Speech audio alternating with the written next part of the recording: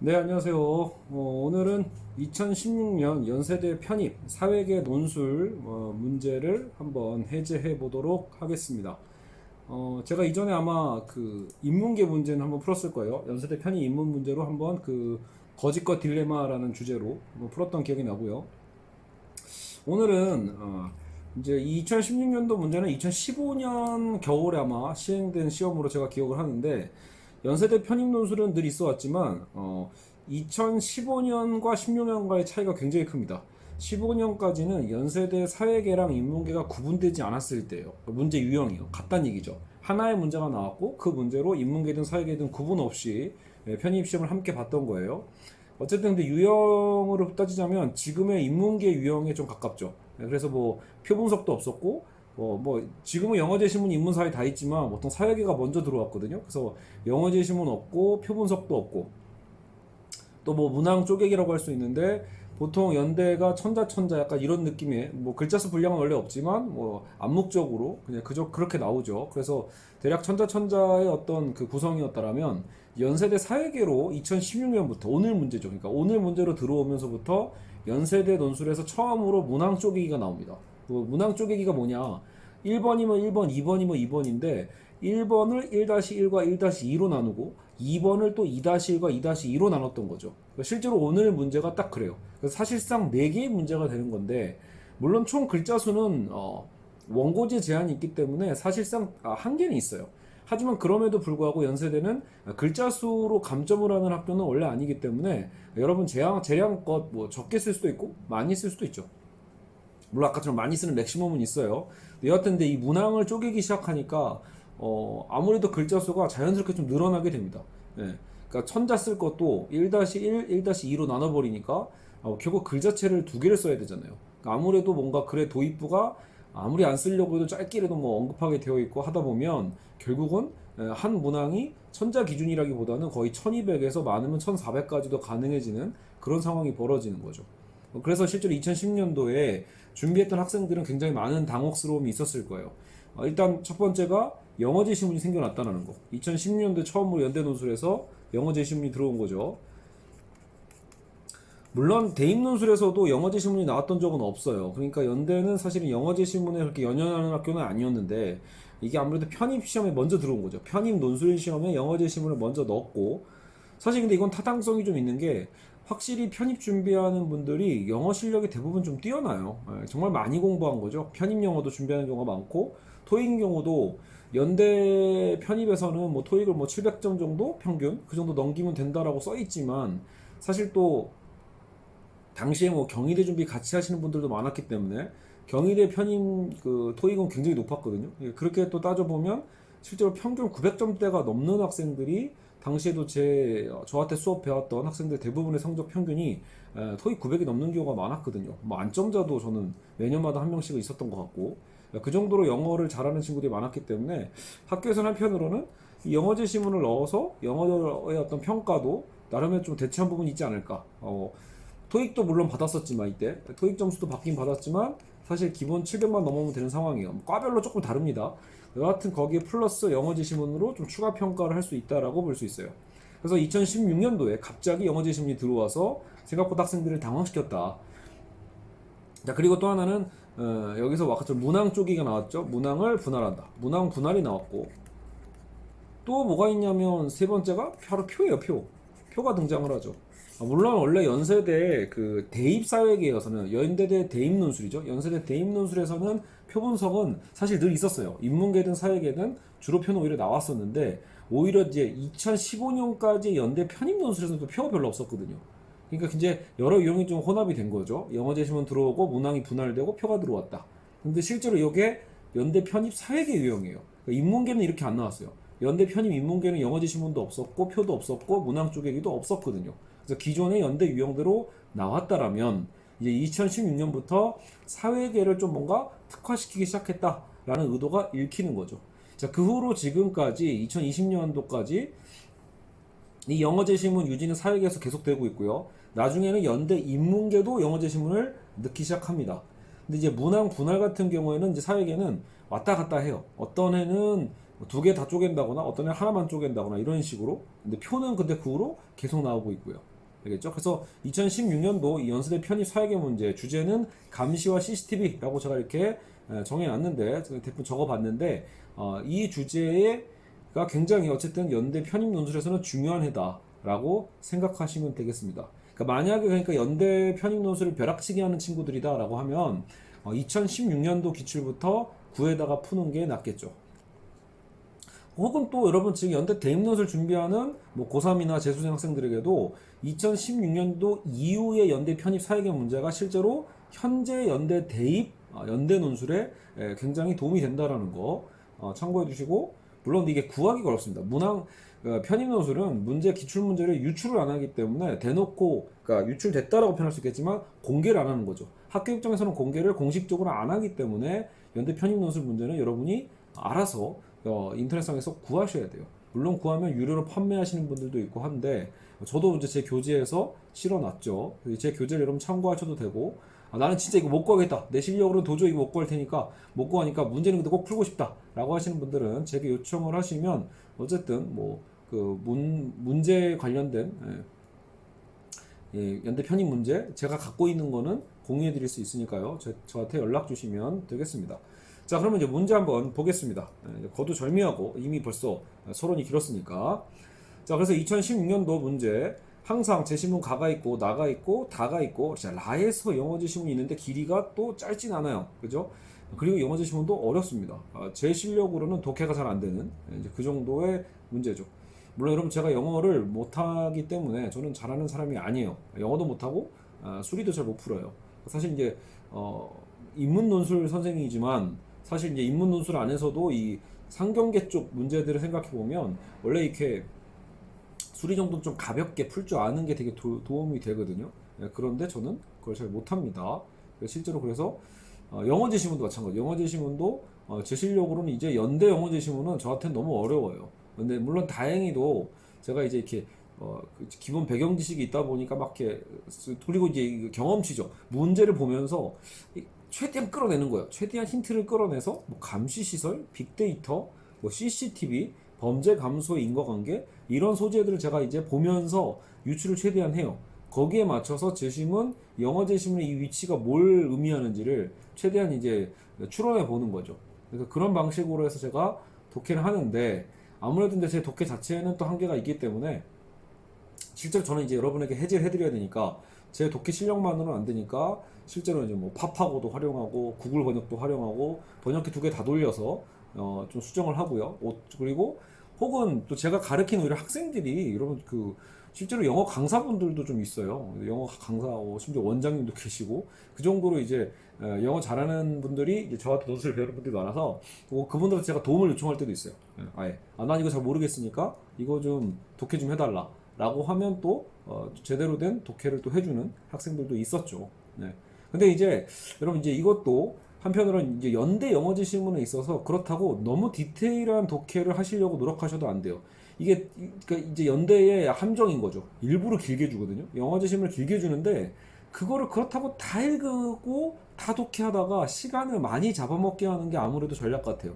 그렇기 때문에 여러분도 읽다가 결국은 전체의 이 제시문의 의도를 빨리 파악하는 게 제일 중요하고, 그럼 그 제시문의 의도 안에서 포인트들이 있어요. 오늘 같은 경우에도 이미 대놓고 여기 숫자가 써있죠. 1번, 2번 이런 게 써있잖아요. 3번 이게 아무래도 제일 중요한 요소일 거란 말이에요. 그러니까 이런 걸 중심으로 해서 빨리 눈치껏 빨리 분석하는 게 되게 중요하다라는 거. 그러니까 독해력이 아무리 좋아도 너무 디테일하게 독해하다가 이게 한글 제시문보다 더 많은 시간을 투여하고 있다라면 실제로 그건 이미 학교의 함정에 빠진 거다라고 볼 수 있습니다. 자, 그럼 하나씩 볼게요. 그러면 이제 제시문은 총 4개였고 자, 문제가 이렇게 쪼개진 거예요. 1-1, 1-2, 그리고 저 밑에 또 있죠. 2-1, 2-2.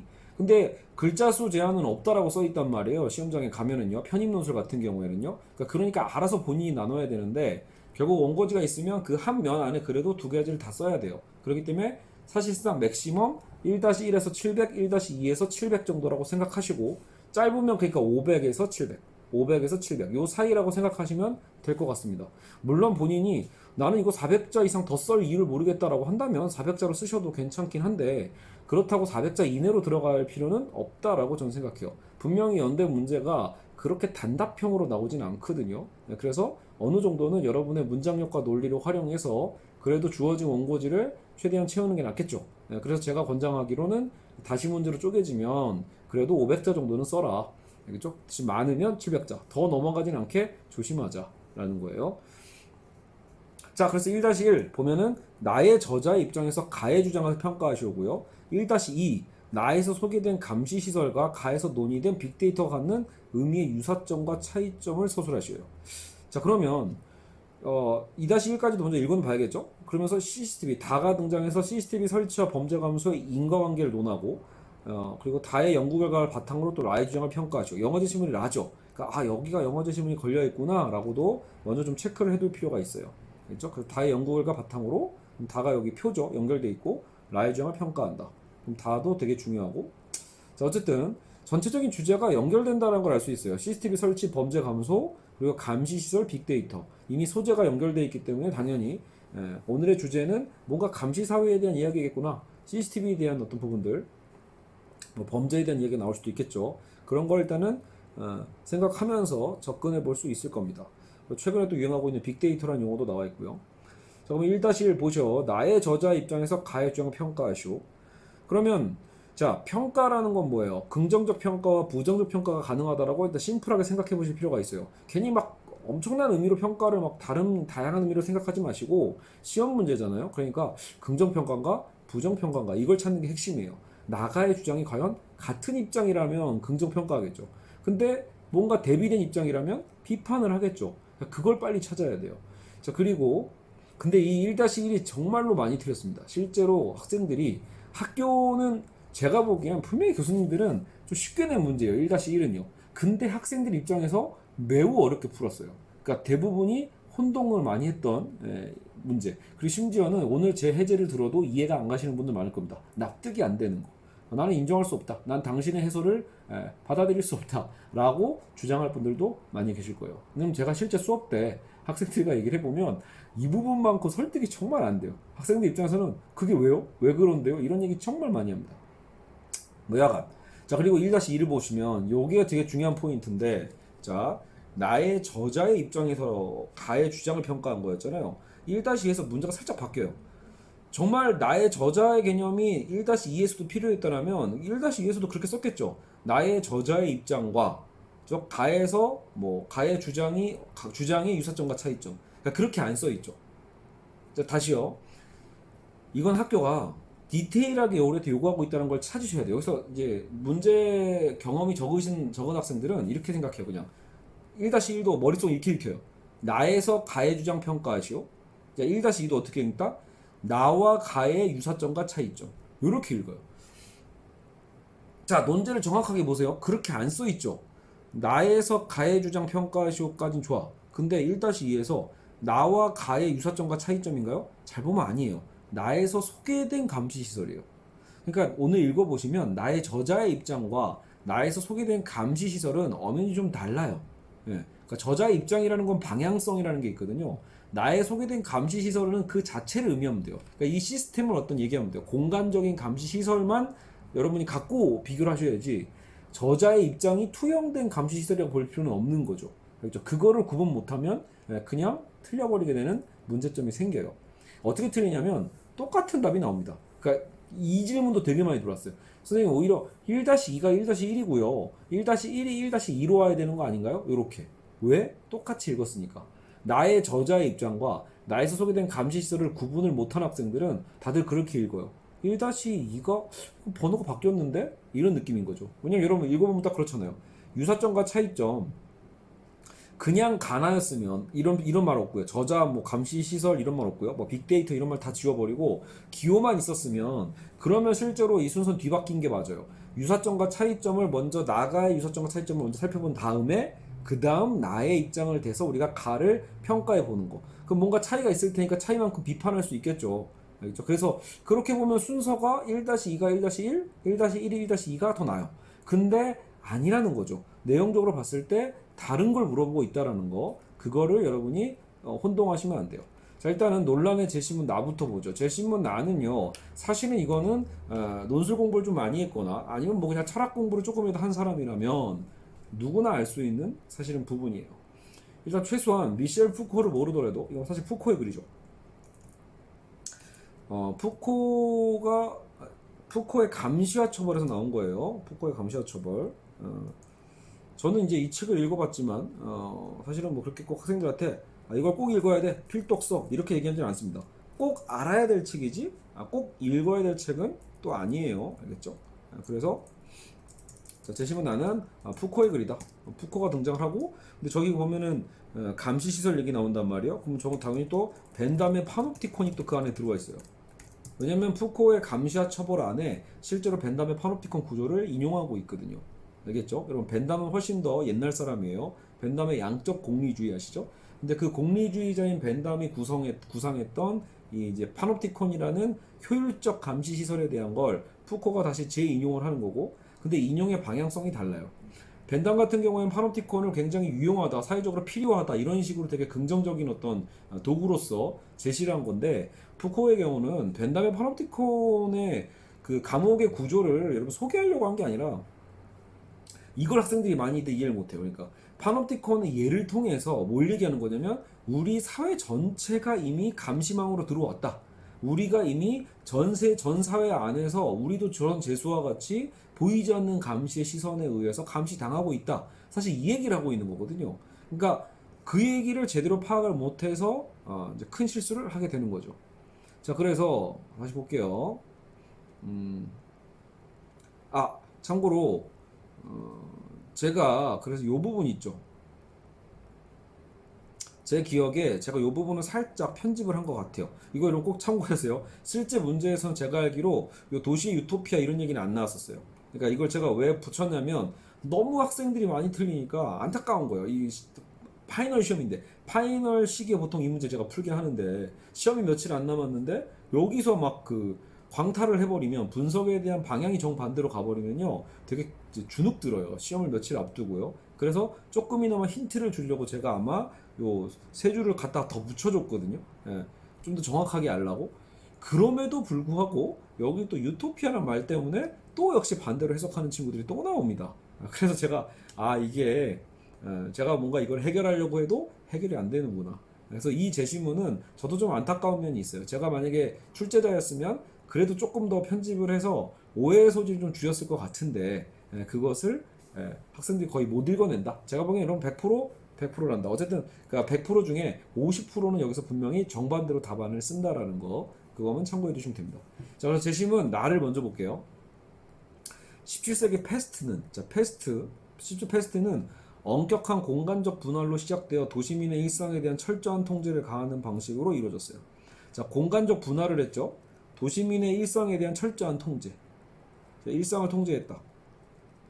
일상에 대한 통제를 가했다. 패스트가 발생하면 40일간의 검역 기간 동안 전 주민의 명부를 작성하고, 전 주민의 명부를 작성하고 개별 주민들의 모든 행동을 지속적으로 감시하고 기록하였다. 자, 이게 되게 중요한 포인트예요. 제가 강조하고 싶은 건, 자, 엄격한 공간 분할을 했고요. 뭐를 도시민의 일상이에요.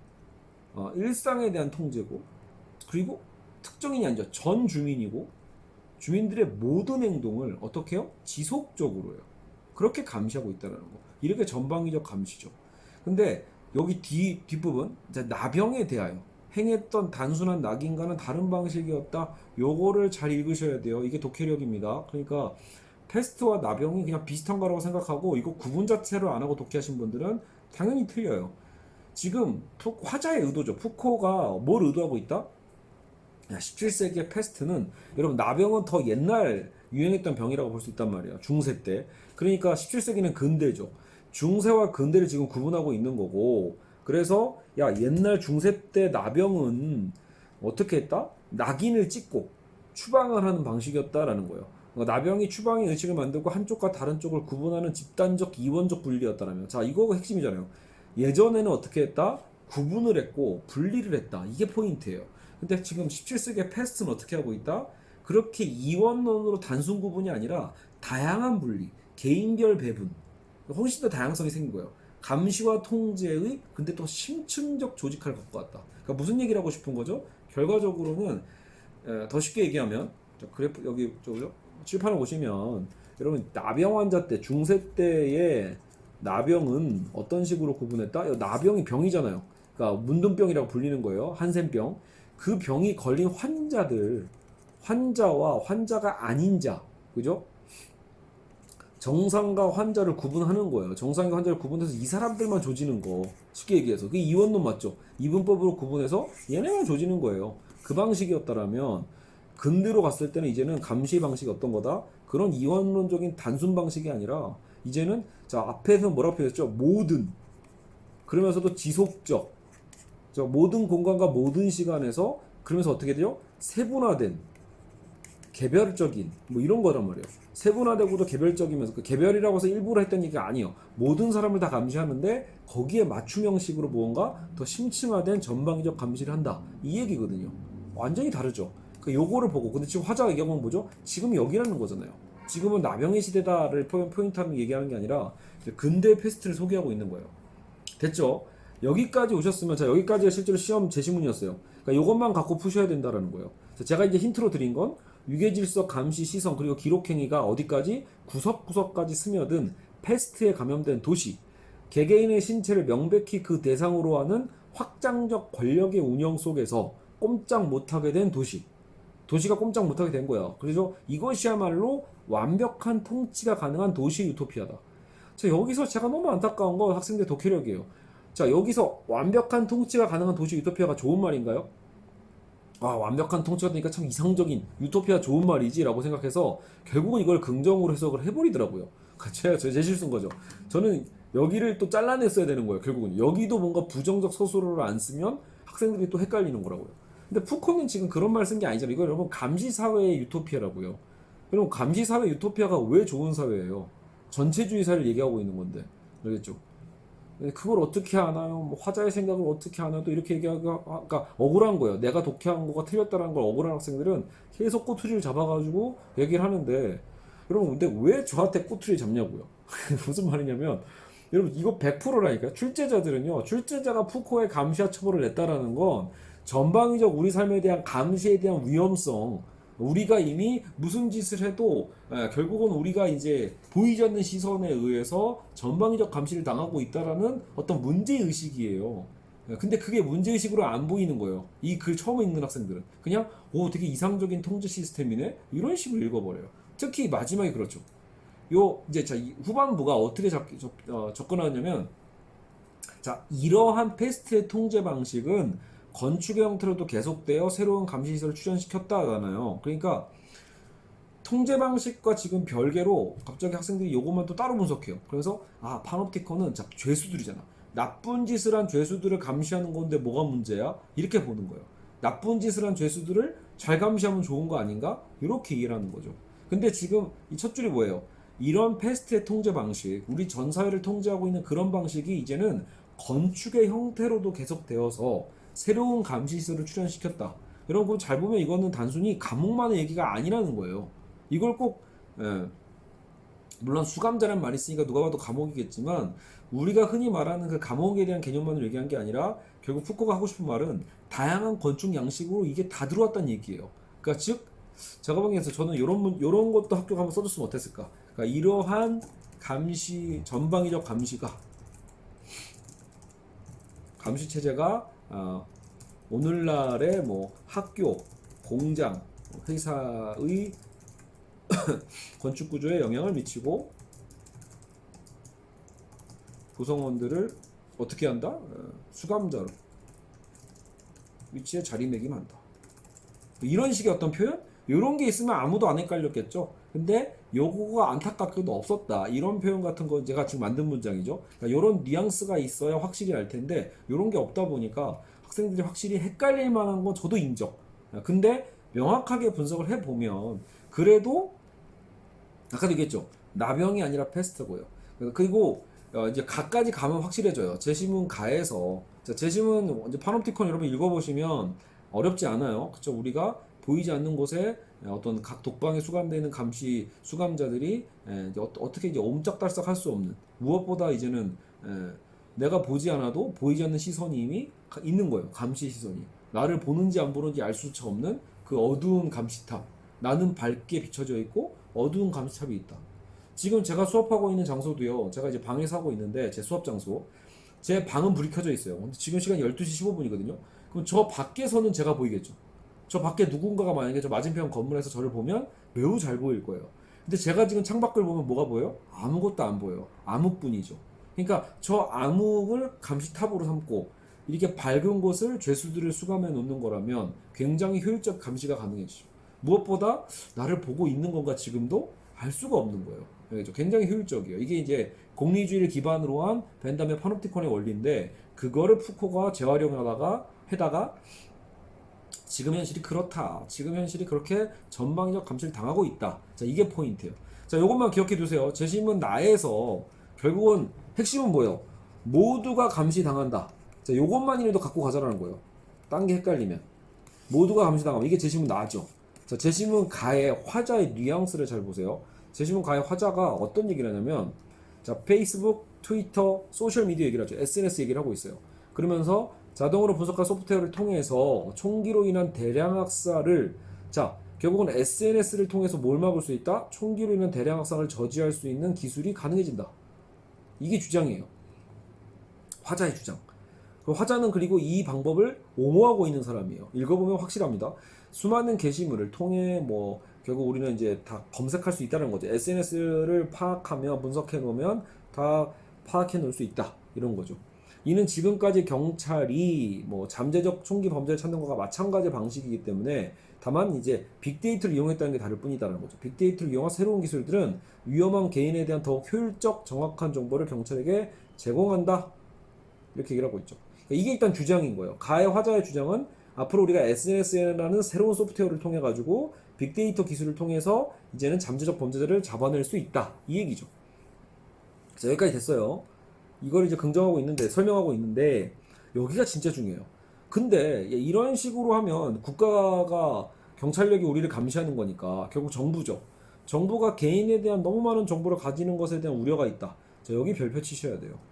지금 결국 화자는 나도 알고 있어 얘기를 하는 거예요. 그래 다들 근데 SNS를 이렇게 정부가 감시하는 거, 경찰이 감시하는 거에 대해서 사생활 침해 아닌가에 대한 논란이 있지. 이거를 이미 던져준 거예요. 나도 아는데 바로 뭘로 봤죠? 그러나 여기다 별표 치셔야 돼요. 그걸 반박을 하는 거죠. 야 그러나 빅데이터는 다 뒤지는 게 아니야가 포인트인 거예요. 소음 속에서 신호를 찾는 게 목적이다. 자 명확하게 얘기하고 있죠. 소음을 다 뒤지는 게 아니라는 거예요. 소음 속에서 소음은 전체라고 볼 수 있어요. 거기 안에 신호를 찾는 거, 작은 신호를 찾는 거다. 다시 말하면 모래 속의 바늘에 관심이 있지 모래 자체엔 관심이 없다라고 해명을 하고 있죠. 자 이게 지금 화자의 주장인 거예요. 제시문 가의 화자는 우리가 현재 어떤 감시 사회로 가고 있다라고 했을 때 그걸 굉장히 좋게 얘기하고 있죠. 좋은 감시를 쓸 수 있다라는 거. 어쨌든 총기 문제를 해결할 수 있는 어쨌든 긍정적 감시의 어떤 방향으로 쓸 수 있다고 얘기하고 있고 근데 거기에 대해서 우려가 있죠. 우려를 하죠. 야 근데 그 감시하다 보면 우리 다 감시할 수 있는 거 아닌가? 내 개인의 사생활 어떻게 되는 거야? 이런 우려가 있는데 그 우려 하지 마라. 그 정작 정부가 관심이 있는 건 모두가 아니라 일부분이다. 바로 범죄자 그 소수만을 감시하고자 하는 거지 전체를 감시하는 마음은 없다. 이게 포인트예요. 알겠죠? 그리고 나머지는 거기에 대한 부연 설명이라고요. 알겠죠? 그러니까 최근에 그런 우려는 무의미하다. 자, 우려 무의미하다고 또 얘기하죠. 그리고 그 무의미 얘기하면서 일상에서 꼭 정보 아니어도 너희 스스로도 막 정보를 알아서 막 공개하지 않냐. 이런 얘기를 하고 있죠. 알겠죠? 그러면서 여러분 또 중요한 포인트 이거 하나 봅시다. CCTV가 등장을 하죠. 자, 범죄 집단 간의 관계를 추적하고 뉴욕과 같은 메가시티에서는요. CCTV를 통해 범죄가 발생하는 시공간적 조건들을 분석한다. 자, 이거는 왠지 그 오늘 영어 제시문에 좀 비슷한 표현이 나오고 제시문 다라가 그 제시문 다가 CCTV가 핵심이기 때문에 이것도 뭔가 연관성 있는 주제라는 걸 알 수 있어요. 어쨌든 그건 뭐 일단 킵해두고요. 자, 그러면 이제 제가 뭘 말씀드리는지 알겠죠? 제시문 나에서 가를 평가하는 겁니다. 나의 화자가 가를 평가하는 거예요. 근데 지금 가는 지금 뭐라고 하고 있다고요? 그러니까 정부가 감시하고 있는 사람이 맞는데 정부가 빅데이터를 이용해서 감시하겠다는 거잖아요. 빅데이터 감시를 할 건데 근데 전체 감시가 아니라 범죄자 소수만 그 소수만 감시할 거야. 이게 분명히 목적성을 얘기하고 있다. 그러니까 전체가 아니야란 말을 굳이 하고 있단 말이에요. 많은 사람들이 우려하니까 전체가 아니고 범죄자 소수만 감시할 거야. 이렇게 얘기하고 있죠. 자, 제시문 나를 다시 보세요. 모두가 지속적으로 감시당하는 시스템이 뭐다? 그게 패스트의 어떤 질병이었고, 그런 감시의 방식이 오늘날 건축 양식에 들어가고 있다. 이 얘기하고 있었잖아요. 그러니까 평가를 어떻게 평가할 수 있다? 야, 이거 최소한 여러분 아무리 못 찾아도 이건 찾아야 되는 거예요. 재심은 나는 결국은 우리가 전방위적인 모든 감시를 당하고 있다고 보는 화자의 입장이고, 재심은 가는 모두 감시가 아니라 결국 부분 감시에 불과하다라고 얘기하면서 전체 감시에 대한 우려는 접어둬라. 이렇게 얘기하고 있다라는 거죠. 그러면 최소한 나가 이 감시 사회에 대해서 부정을 하든 비판을 하든 그 관점까지 난 못 찾았다라고 하는 학생도 뭐는 인정해야 돼요? 이건 모두 감시, 이건 부분 감시죠. 근데 그 부분이라는 게 범죄자만 얘기한단 말이에요. 그러면 나는 당연히 이 차이에 의해서 이 차이만큼 평가를 할 수 있는 거예요. 어떻게 평가하죠? 야, 모두 감시 당할 수밖에 없어. 이런 얘기를 할 수 있는 거예요.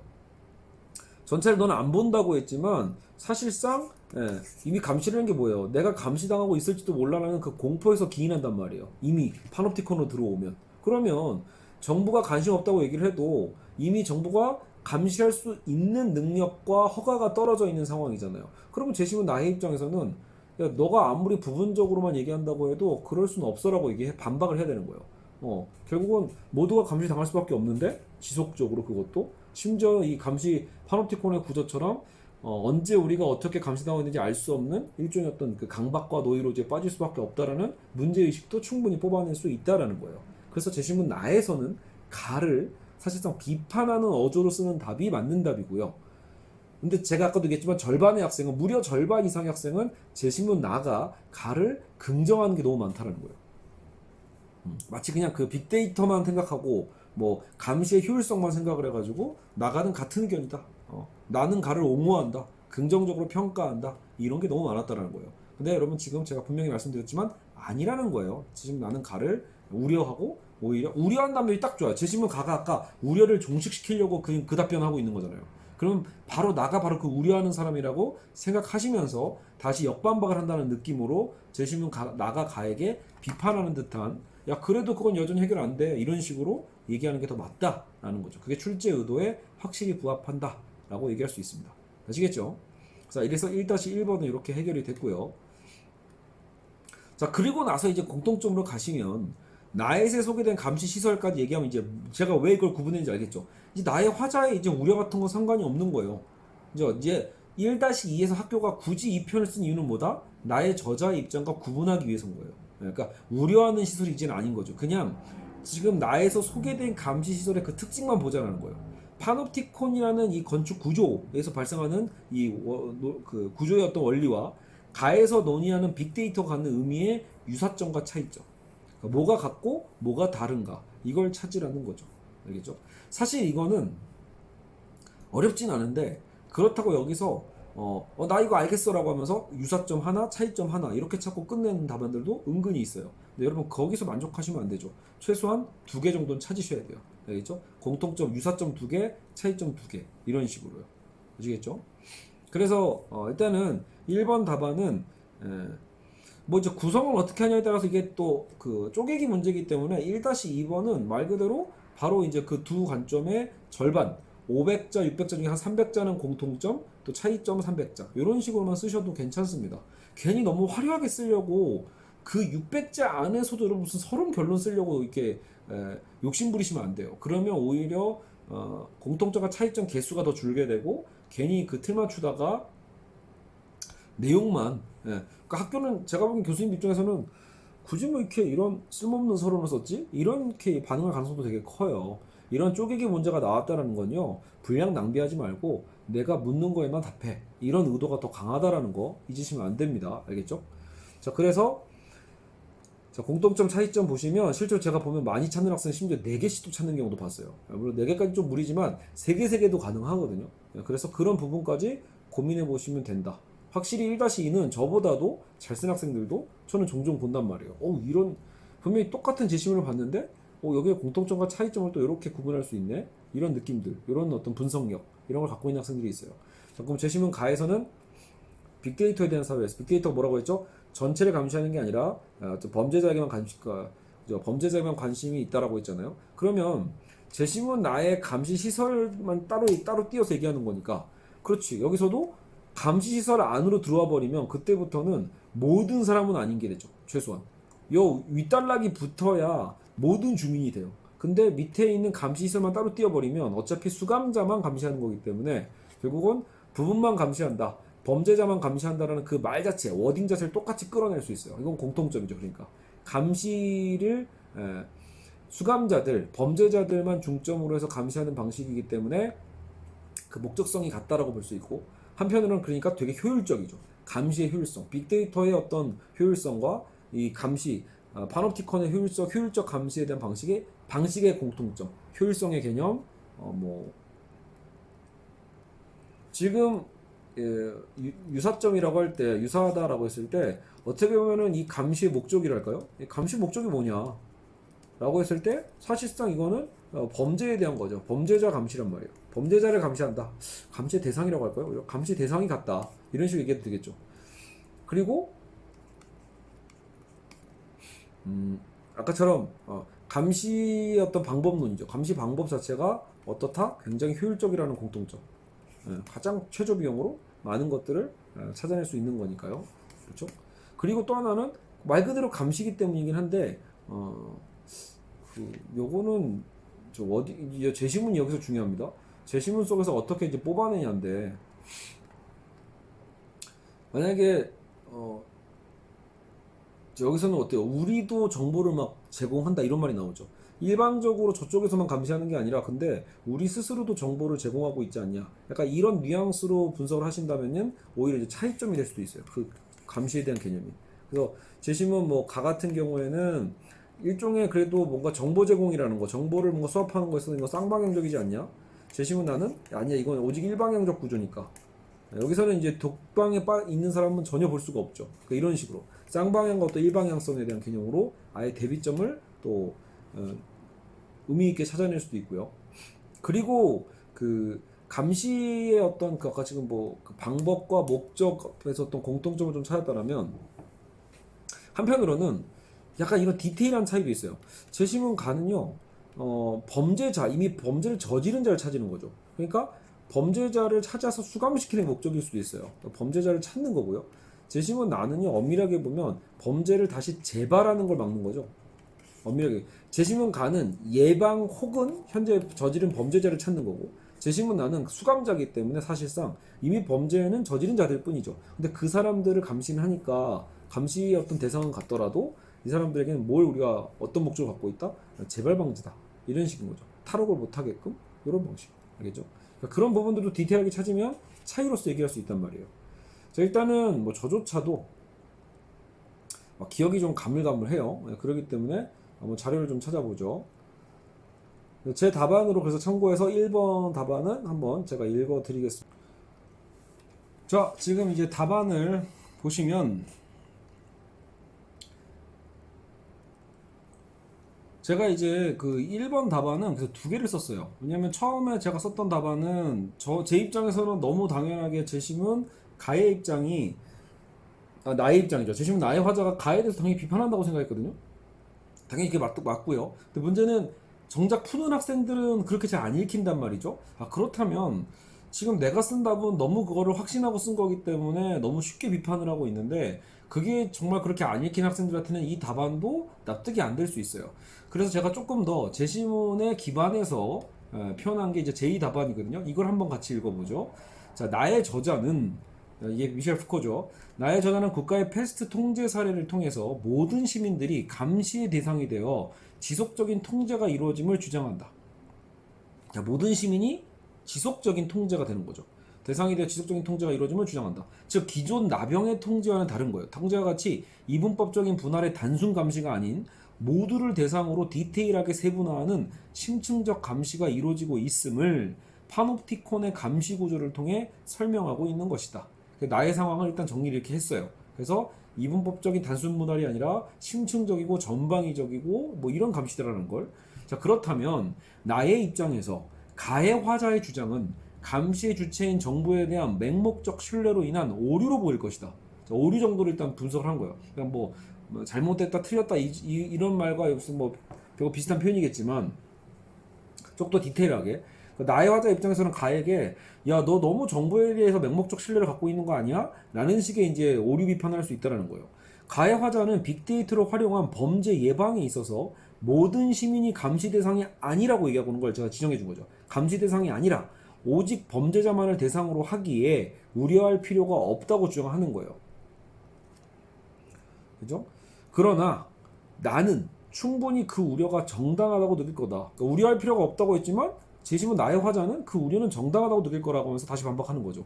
정부가 이미 모든 시민의 데이터를 들여다볼 수 있는 들여다볼 수 있는 권한이 있는 한 사실상 모든 시민이 감시 대상의 범주에 이미 들어가 있는 거고요. 시민은 파놉티콘에 갇힌 것처럼 일상에서도 감시의 불안에서 벗어날 수 없기 때문인 거죠. 결국 정부는 나의 입장에서 패스트를 통제하기 위한 전방위적 감시의 주체와 다를 바가 없는 절대적 감시자가 되는 셈이에요. 누구 입장에서? 나의 입장에서는요. 그래서 모든 시민은 나에서 나온 독방에 갇힌 수감자 신세가 될 수밖에 없다. 재심문 가해 화자는 그렇게 생각하지 말라 이렇게 얘기하는 거라면 재심문 나의 화자는 뭐가 아니야 결국은 감시 당하는 거잖아 이런 식으로 얘기하는 요 정도의 어떤 선에서만 차이를 얘기해주고 거기서 오류를 얘기해줄 수만 있어도 이 정도 선에서도 괜찮다 라고 볼 수 있겠죠. 아시겠죠? 그래서 이렇게 답을 쓸 수 있고요. 자 1-2 자 나의 감시 시설과 가의 빅데이터는 자 이제 포인트를 정확히 잡는 거예요. 나와 가는이 아니라 나의 감시 시설 가의 빅데이터 이거죠. 정보 수집의 목적이 같고 정보 수집 체계의 기술이 유사하다. 이렇게 저도 두 개로 일단은 유사점을 찾았어요. 그러면 이제 그게 뭐냐? 가나 모두가 범죄를 방지하기 위한 목적에선 동일하다는 거예요. 일단 범죄를 대상으로 한다는 거. 빅데이터를 활용하여 잠재적 범죄를 예방하는 것, 수감자의 행위를 감시해서 또 다른 범죄를 막는다는 점, 그런 의미에서 같다라는 거죠.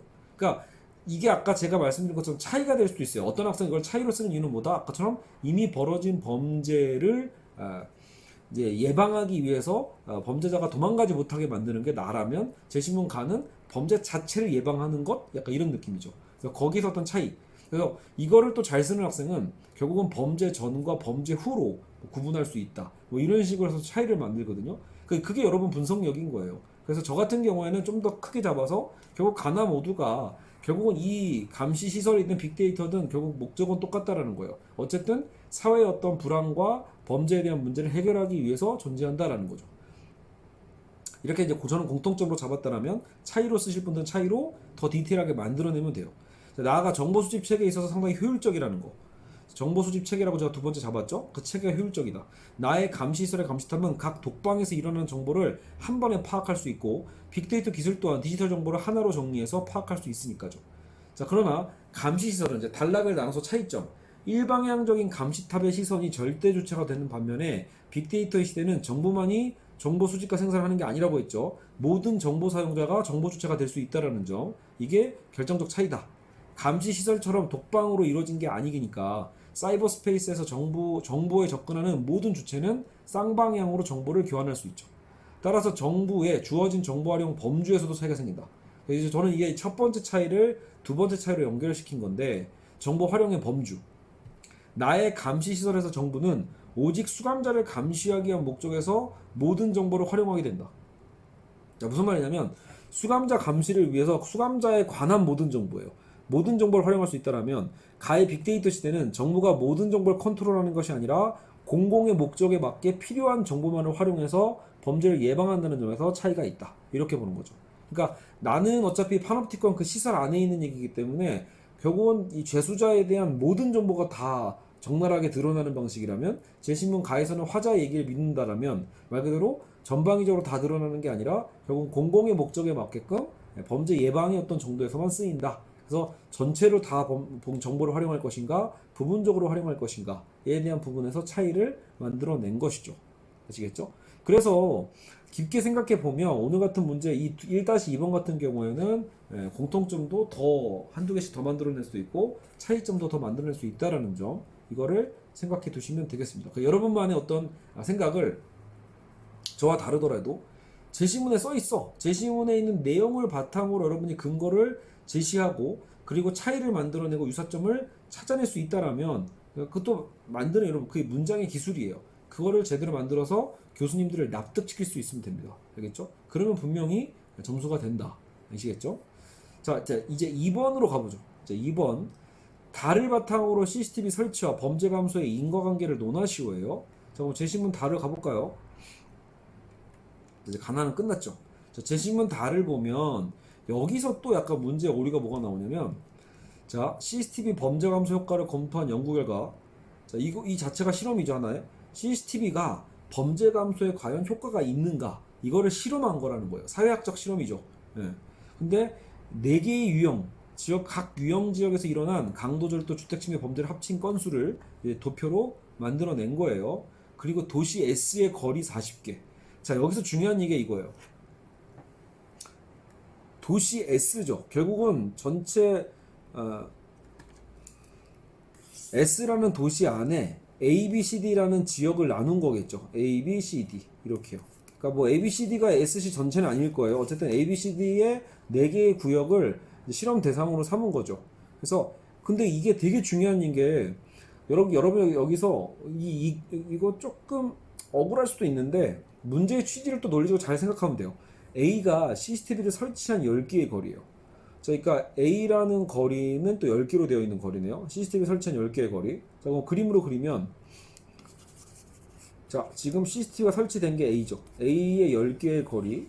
CCTV 10개. CCTV가 여기 안에 있죠. 자, 근데 B는 뭐라고 써 있죠? B를 보시면 CCTV를 설치한 유형 A 지역. 그러니까 A 옆에 바로 10개래요. 옆에 거리래요.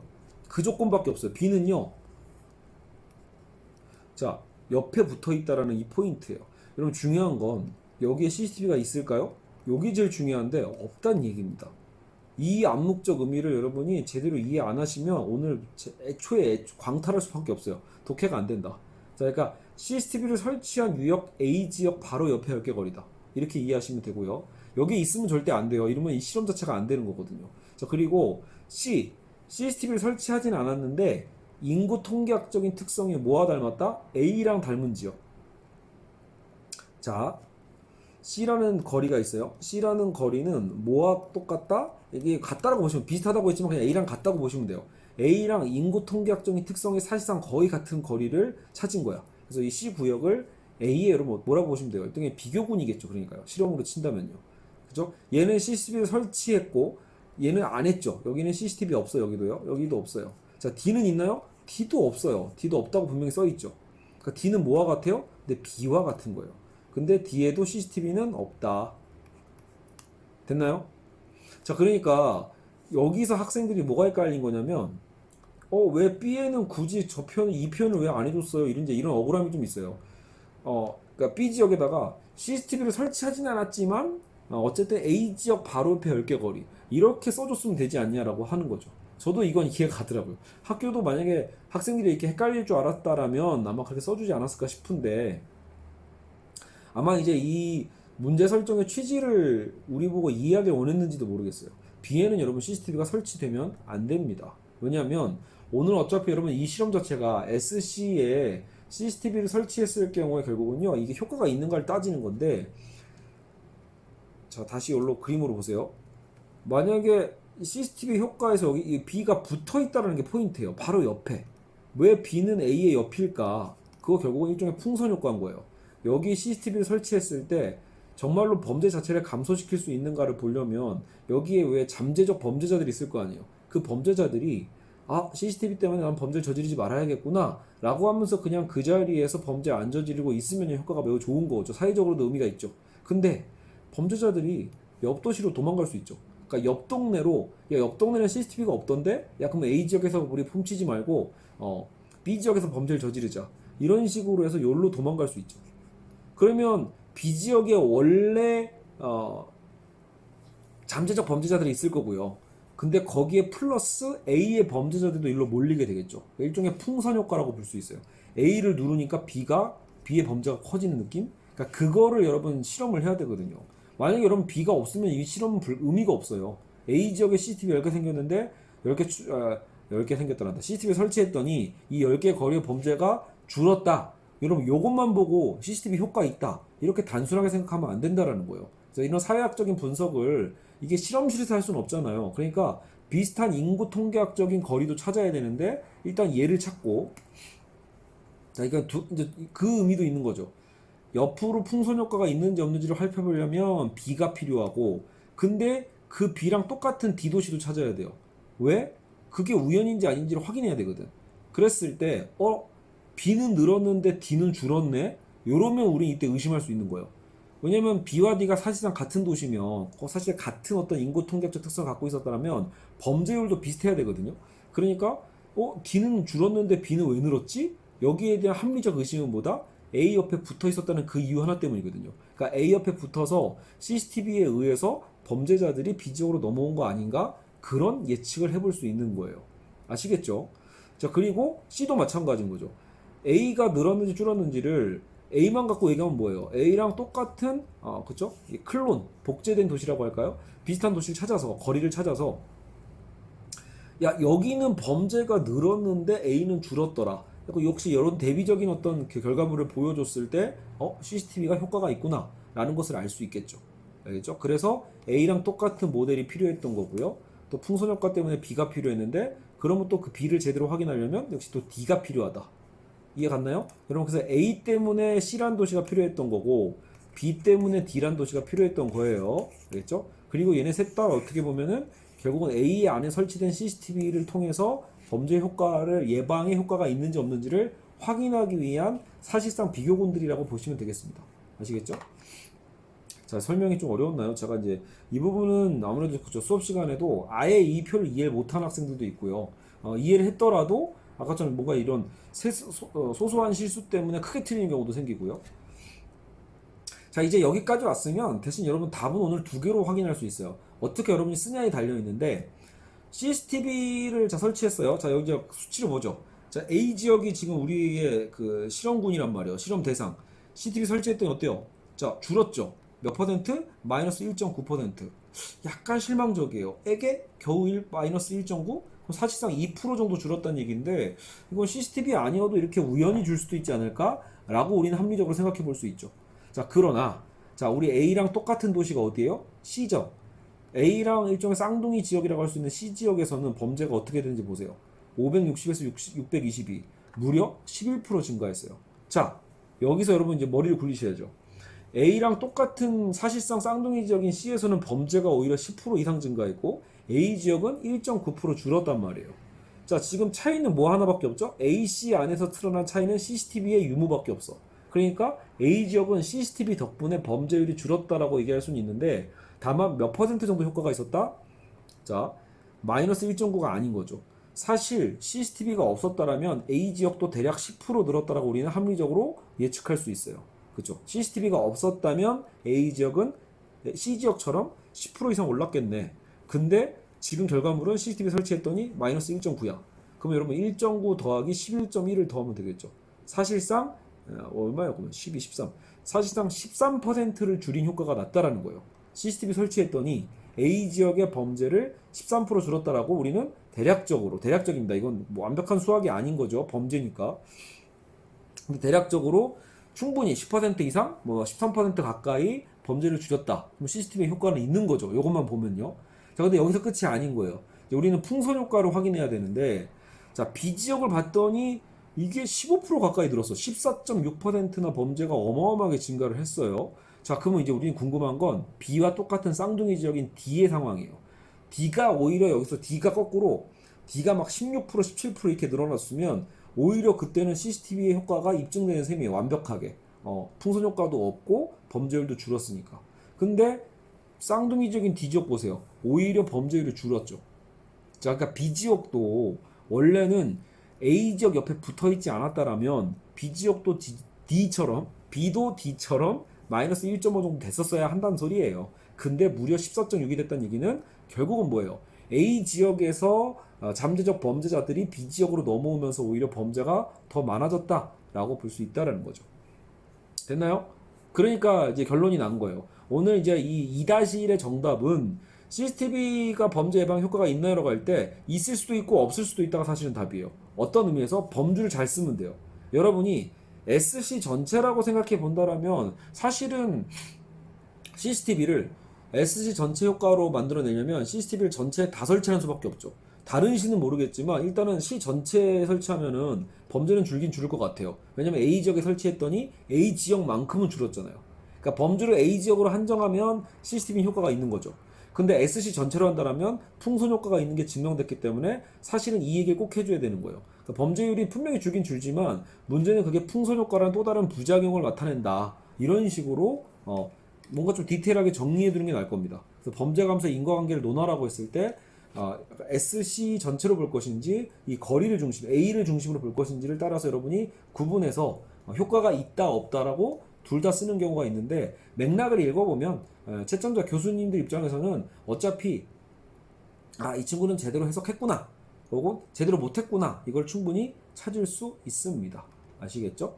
그래서 2-1번을 보시면 이런 식으로 쓸 수 있는 거예요. 저도 너무 길게 썼거든요. 더 압축하셔도 돼요. 압축해야만 합니다. 사실은요. 저는 이제 이 원리를 설명하려고 해서 저도 길어졌지만 실제 시험이라면 더 짧게 뭐 3-4줄 정도는 쳐내시는 게 좋아요. 자, CCTV 설치로 인해 범죄 감소로 이어지는 인과성이 보여지긴 하지만 인과성이 보여지긴 한다. 하지만 도시 S 전체를 두고 봤을 때는 범죄율은 오히려 증가했다는 점에서 설치 범위가 확장되지 않는다면 인과관계는 오히려 떨어질 수 있다. 그렇죠? 그러니까 조금 더 디테일하게 저는 이제 결과를 썼죠. 그러면 왜 그러냐라고 했을 때 이제 증거를 대주면 돼요. 알겠죠? 그래서 A 지역은 범죄 건수가 1.9% 감소했기 때문에 설치 자체를 통한 범죄 감소에 인과적 효과가 있는 건 사실이다. 게다가 AC 지역의 특성이 거의 같다는 점에서 만약 A 지역에 CCTV가 없었다면 A 지역 또한 C 지역과 엇비슷하게 범죄율이 증가했을 거라 유추할 수 있고 그렇다면 CCTV 효과는 아까 제가 13%라고 했죠. 10% 이상의 범죄를 낮춘 것이라고 분석할 여지가 있다는 거예요. 이런 설명을 제가 디테일하게 썼지만 더 줄이셔도 돼요. 왜냐면 이미 교수님들도 알고 있기 때문에 뭐 이제 결국은 C와 어떤 뭐 클론 지역이라고 해도 되고 알겠죠? 그럼에도 불구하고 CCTV의 범죄 감소 효과 인과성이 적다고 결론을 내리게 된 것은 바로 A 지역의 인근 지역인 B 지역의 범죄율 변화 때문이다 라고 설명을 했어요. 즉 풍선 효과예요. B 지역은 무려 110건이나 증가했는데 14.6%죠. 인구 통계학적인 특성이 비슷한 D 지역은 동시기에 오히려 범죄율이 줄었다는 점에서 A 지역에서 발생한 범죄가 CCTV로 인해서 인근 B 지역으로 몰렸다고 유추해 볼 수 있기 때문인 거죠. 됐나요? 그래서 풍선된 거야. A에서 줄은 범죄자가 B로 넘어갔음을 우리는 BD의 상황, 클론 도시라고 할 수 있는 그 복제된 도시의 어떤 상황을 통해서 거리의 상황을 통해서 유추할 수 있는 거죠. 저는 이제 마지막 결론까지 써서 이제 뭐 글자 수가 좀 많이 나갔지만 그래서 결국은 4지역을 포함한 4개 지역을 포함한 SC 전체 범죄 건수는 오히려 증가한 셈이에요. 그래서 CCTV 설치가 SC 전 지역에 설치되지 않는 이상 범죄 감소 효과는 미미하다고 할 수 있다라는 결론을 내리는 거죠. 됐나요? 2-1 여기까지는 그래 좀만 뭐 분석 센서가 있다라면 어렵지 않을 것 같고요. 자 이제 2-2 2-2가 또 논란이 돼요. 영어 제시문이 좀 어렵다 보니까 평가도 좀 바뀌어요. 역시 평가는 긍정평가냐 부정평가냐인데 자 다의 연구 결과를 바탕으로 라의 주장을 평가하셔요. 자 우리 다의 연구 결과 지금 끝났죠. 제시문 다 분석 끝났잖아요. 그죠? CCTV 효과가 있기도 하고 없기도 한데 어떤 식의 메커니즘으로 CCTV가 효과가 있는지는 또 봤어요. 자 그러면 이 상황에서 자, 라의 영어 제시문을 보시면 어려워요. 영어 제시문. 자 근데 여기서 우리가 포인트를 몇 개 잡아보면 이제 그 앞부분은 생각보다 별로 큰 의미는 없습니다. 그래서 여러분이 그러니까 이런 것들을 잘 분리낼 필요가 있다는 거예요. 결국은 사실상 이 앞부분들은 그리 중요하지 않아요. 결국은 이 중간 이 본문을 설명하기 위한 예비 작업에 더 가깝다. 그럼 자 여기서 우리가 범죄의 3요건이 나온단 말이에요. 그러니까 범죄가 일어날 수 있는 요건이 3가지가 충족돼야만 한다는 거예요. 최소한 이 3가지가 충족되지 않으면 범죄는 발생하지 않는다가 되는 거죠. 그러니까요. 그래서 첫 번째 동기화된 이거 예비적 범죄자라고 보면 되죠. 오펜더니까요. 그죠? 그러니까 공격하는 사람이니까. 그래서 어떤 동기화된 잠재적 범죄자랄까요? 그리고 타겟팅이죠. 대상. 적합한 대상. 누가 적합한 대상이에요? 뭐 약자가 될 수도 있겠죠. 밤거리의 여성분들이 왜 위험해요? 말 그대로 약자가 되는 거예요. 밤거리에서는 어떤 남자 범죄자가 여성을 타겟팅하기 쉽죠. 혹은 술 취한 사람, 심신미약하니까 타겟팅이 되기 쉽죠. 그러니까 그 적절한 대상이 또 있어야지 범죄는 형성되는 거예요. 이런 범죄 대상이 격투기 선수야. 범죄 대상이 되나요? 접근조차 안 하죠. 예, 뭐 총이 있지 않는 한, 그렇죠? 보니까 뭐 김동현이야. 김동현이 밤에 지나가는데 여러분 뭐 그 깡패가 가서 김동현한테 시비 걸 거예요? 예, 죽을 일 있나요? 적절한 타겟이 아니면 범죄 일어나지 않아요. 그래서 일단 범죄자가 있어야 되고 범죄자가 항상 몰색하잖아요. 그러니까 그 적절한 대상이 있어야 돼요. 너무 상식적인 얘기죠. 여러분 1번과 2번은 너무 상식적이에요. 그러니까 저는 이 영어제심을 읽을 때도 오늘 전체 주제가 지금 특히 2가 어디로 움직이고 있죠? 특히 2번이요? CCTV잖아요. 여러분 쪼개기 문제라는 걸 잊어서는 안 돼요. 그 다른 문제가 아니라고. 여러분 2-2-2지 2번, 3번이 아니에요. 그러니까 사실상 같은 문항에 연결되어 있기 때문에 결국 여러분 이 영어제시문에서도 CCTV 역할을 연결할 수 있으면 좋은데 3번이 딱이에요. 예, 결국은 범죄를 그러니까 이 뭔가 그 감시할 수 있는 가디언이라고 하고 있잖아요. 그렇죠? 그러니까 그 가디언의 부재, 감시자가 부재할 경우에 범죄가 일어날 수 있다. 범죄 요소의 3요건 중에 요게 되게 중요한 변수가 되는 거죠. 왜냐면 지금 우리는 CCTV를 배우고 있으니까. 그러니까 CCTV가 감시자야. 그럼 CCTV가 없는 곳에서 범죄가 일어날 가능성이 높긴 높죠. 그죠? 오늘 이미 표를 통해서도 봤잖아. A에 CCTV가 있으니까 실제로 범죄자들이 딴 데로 가잖아요. 그러니까 이런 부분들이 있으니까 결국은 확실히 감시자가 있으면 사실 뭐 이건 CCTV 하는 문제는 아니죠. 경비원 아저씨가 있어도 당연히 범죄는 덜 일어나요. 그러니까 가디언스는 누구나 되긴 하는데 오늘 문제 특성상 CCTV를 연상하는 게 어떻게 보면 자연스럽다라는 거죠. 자, 근데 여기 밑에 보시면 결국은 이 3요소 중에 그러니까 하나만 없어도 범죄는 성립하지 않는다는 얘기를 하는데 제가 여기서 이제 중점을 봤던 건 이 부분이죠. and that 하면서 이 컨버전스 얘기하면서 시간과 공간의 어떤 융합 개념을 얘기하는데 이 부분이 굉장히 독특해요. 그러니까 원래는 범죄는 요 중에 하나만 없어도 발생하지 않죠. 공격자가 없거나 타겟팅이 없거나 감시자가 없으면 셋 중에 뭐 하나만 없어도 범죄는 발생하지 않는데 오히려 이제 그 and that 다음에는요 large increase가 나온단 말이에요. 그러니까 범죄율이 급증할 수도 있다라는 거. 그러니까 언제 급증을 한다라고 봤더니 특이한 상황인 거예요. 뭔가 적합한 어떤 대상, 그죠? 어떤 적절한 시공간에서 어떤 그 연계된, 융합된 적절한 대상과 그리고 그 감시가 없을 때죠. 감시자가 없는 상황. 그러니까 감시자도 없고, 그리고 범죄 요건에서 이 두 가지가 합쳐지는 거죠. 타겟팅이 뭔가 만나게 됐을 땐 이 두 가지 요소가 합쳐졌을 때 갑자기 범죄율이 크게 증가할 수 있다. 약간 이런 느낌으로 해석이 된단 말이에요. 그래서 이 뒷부분이요. 저는 여기에 꽂혔어요. 그러니까 이 문제를 풀 때 그러면 3번 유형의 아까 3요건 3개 중에 세 번째 요건인 가디언스 뭐 얘기했을 때는 CCTV를 떠올렸고 근데 이 밑에서는 뭔가 하나씩 없던 얘기 하다 말고 갑자기 왜 이 두 가지 요건에 대한 이야기를 하면서 범죄가 증가한다는 얘기를 했지? 이 부분에 저는 꽂혀서 그러면 다시 우리가 2-1로 올라가 보면 아까 표로 올라가 보면 여러분 실제로 범죄가 어디서 크게 증가했죠? B지역이 증가했죠. B지역은 왜 증가했어요? B지역 자체에서 어떤 범죄 요건이 생길 만한 게 생긴 건 아니에요. 그러니까 어떤 여기서 아까 말한 스트럭처 어떤 범죄가 발생할 만한 어떤 구조 변화라고 하기에는 B지역 자체는 문제가 없어요. 문제는 그냥 A지역에 붙어 있었다는 그 이유 하나거든. 자, 그러니까 아까 여러분 D지역을 보시면 어차피 B지역 자체가 범죄의 타겟팅이 될 만한 대상이 있었던 건 사실이에요. 마이너스 1.5니까 좀 착각이겠네요. 그러니까 범죄율 오히려 줄었으니까 물론 범죄율이 줄은 건 범죄가 없는 건 아니잖아요. 그러니까 당연히 그 적합한 범죄 대상은 당연히 존재는 해요. 근데 문제는 아까도 얘기했지만 큰 변수는 CCTV가 없다라는 변수와 A지역 옆에 있다라는 그 변수예요. 다른 애들도 CCTV는 없잖아요. C와 D도 CCTV는 없는데 없는 것만으로 B처럼 막 증가를 크게 했거나 이런 건 아니란 말이에요. 근데 왜 B지역만 엄청난 효과가 이렇게 일어났을까라고 보면 A지역의 옆에 있었다라는 바로 그 특성이에요. 그러면 우리는 B라는 곳이 어찌 보면은 그런 적합한 범죄 타겟팅 플러스 그죠? 그러면서도 아까처럼 뭔가 시공간의 어떤 적합한 그 대상이라고 얘기를 했잖아요. 그러니까 그 대상이 뭐예요? A 옆에 붙어 있다라는 그 의미가 아닐까. 그렇죠? 거기에 마침 CCTV도 없으니까.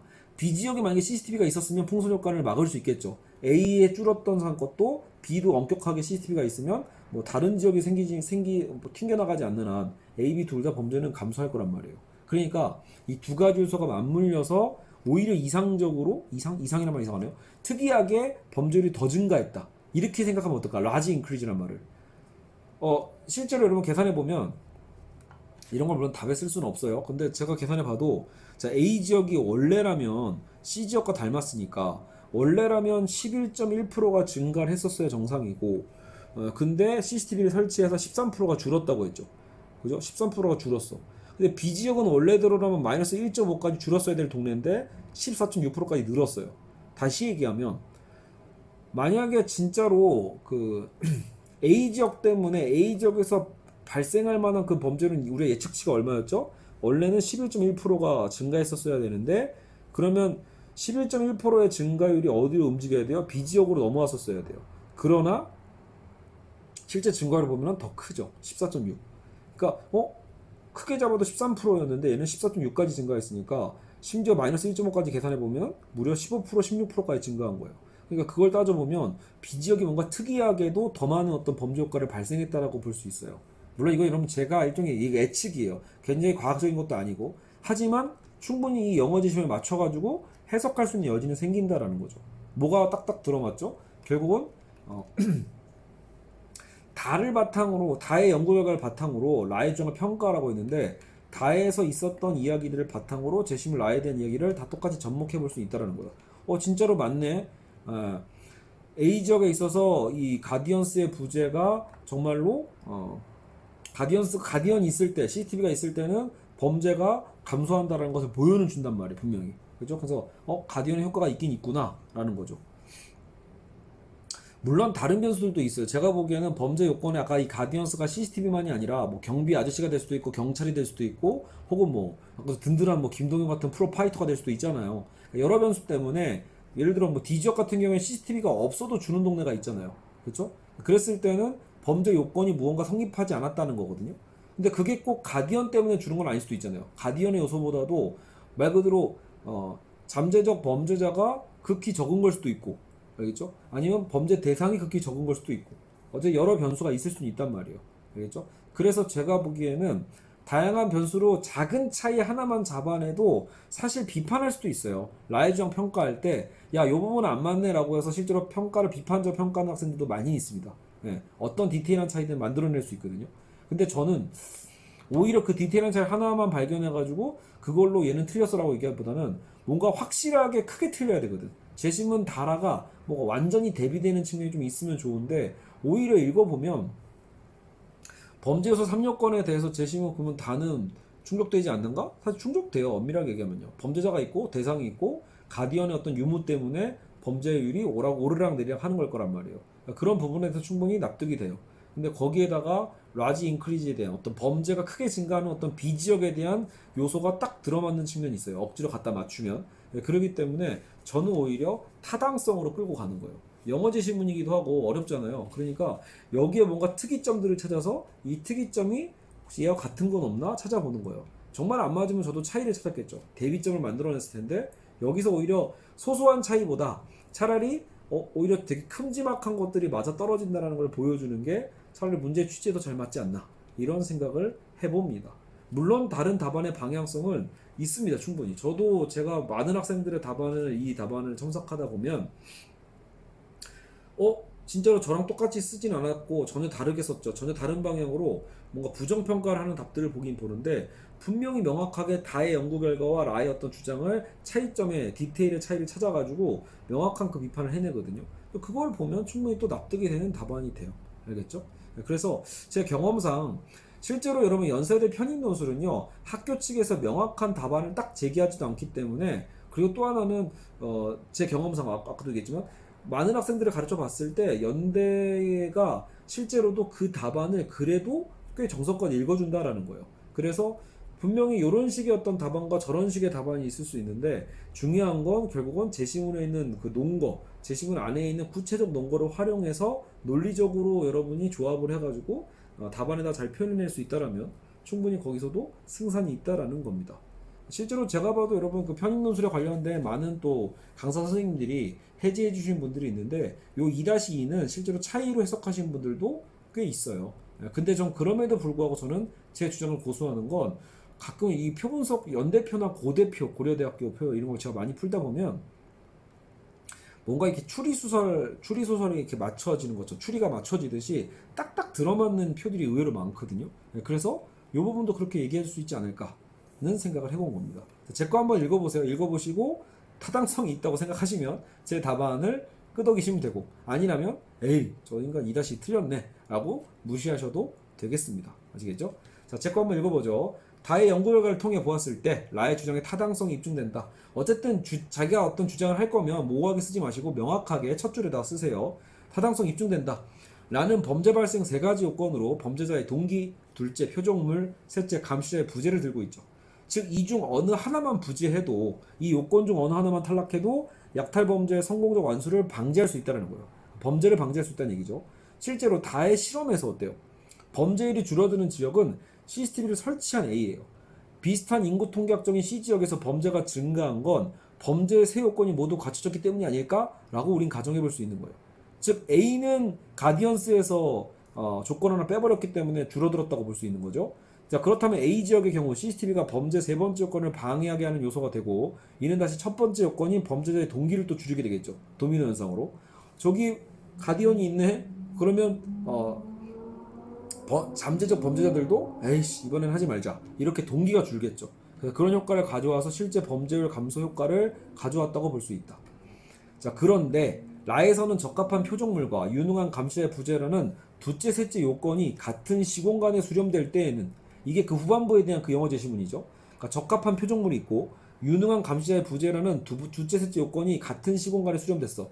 그럴 때에는 범죄 동기를 유발하는 구조적 조건이 변화가 없는데도, 조건이 없이도 범죄율이 크게 증가할 수 있다고 주장한다. 실제로 B 지역이 그렇다라는 거야. 제가 보기에 CCTV 실험 대상이 A 지역에 가깝다는 그 이유 하나야. 인이라고 해야 되나요? CCTV 실험 대상이 A 지역에 가깝다는 이유 하나로 범죄율이 가장 크게 증가한, 그죠? 특이점이죠. 즉 B 지역 자체적으로는 범죄를 유발할 구조적 조건이 생긴 게 아닌데, 상대적으로 CCTV가 없다는 감시자의 부재랑 유일하게 CCTV가 있는 지역에 인접하다는 적합한 표적물의 요소가 있다라는 거예요. 그게 시공간적으로 수렴하고 범죄가 급증한 걸로 분석할 수 있으니까, 그래서 라의 주장은 타당하지 않냐. 그래서 다의 이야기가 다의 도식이 라의 어떤 상황으로 그대로 접목되지 않겠냐라는 식으로 저는 분석을 했습니다. 읽어보니까 되게 그럴싸하죠. 그래서 여러분 결국은 매칭할 수 있는 요소를 여러분 찾았고, 그 찾은 것을 명확하게 여러분의 문장으로 논리적으로 표현해낼 수 있다라면 자신 있게 쓰시는 게 오히려 확률을 높이는 거다.